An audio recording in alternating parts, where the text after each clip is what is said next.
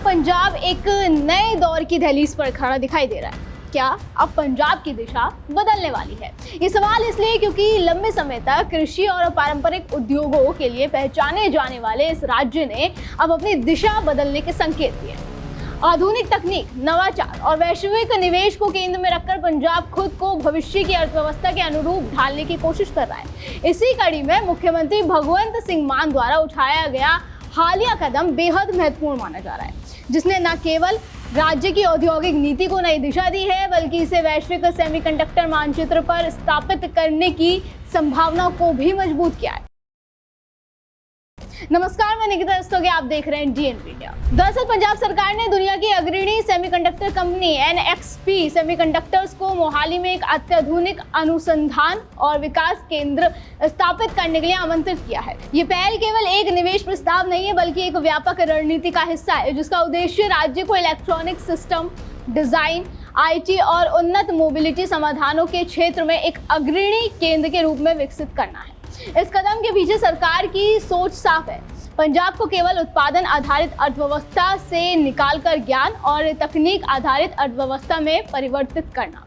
मोहाली पहले ही आईटी और electronics sector में अपनी मजबूत पहचान बना चुका है। यहाँ मौजूद शैक्षणिक संस्थान, प्रशिक्षित युवा प्रतिभा और बेहतर बुनियादी ढांचा इस निवेश के लिए एक आदर्श स्थान बनाते हैं। इसके अलावा अंतर्राष्ट्रीय हवाई अड्डे की निकटता और विकसित होती आईटी सिटी इस क्षेत्र की रणनीतिक महत्ता को और बढ़ा देती है। यही कारण है कि मुख्यमंत्री ने एनएक्सपी के प्रतिनिधियों के साथ बैठक में मोहाली को एक संभावनाओं से भरे टेक्नोलॉजी हब के रूप में पेश किया।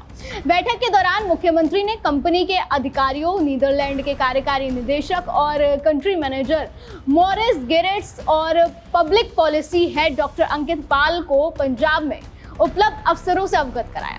उन्होंने ये भी साफ किया कि राज्य सरकार उन्नत इलेक्ट्रॉनिक्स, सेमीकंडक्टर डिजाइन और रिसर्च आधारित नवाचार को बढ़ावा देने के लिए हर संभव सहयोग देने को तैयार है। सरकार का उद्देश्य केवल निवेश आकर्षित करना नहीं, बल्कि एक ऐसे पारिस्थितिक तंत्र तैयार करना है जहां उद्योग, शिक्षा और अनुसंधान एक साथ मिलकर काम करें।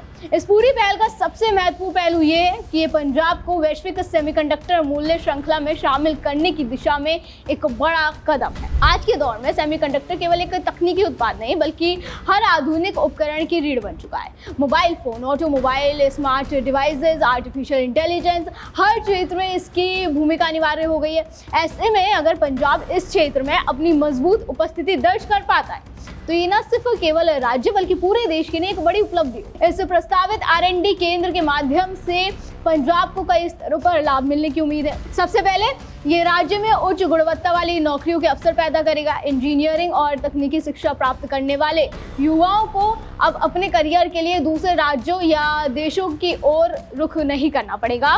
वो अपने ही राज्य में वैश्विक स्तर की कंपनियों के साथ काम कर सकेंगे, जिससे प्रतिभा का पलायन भी रुकेगा।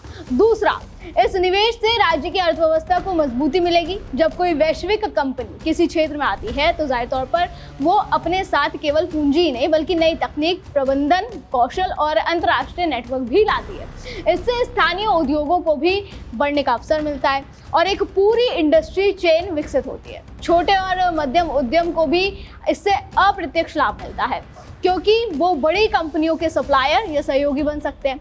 तीसरा, इस पहल से पंजाब की वैश्विक पहचान में भी बड़ा बदलाव आएगा।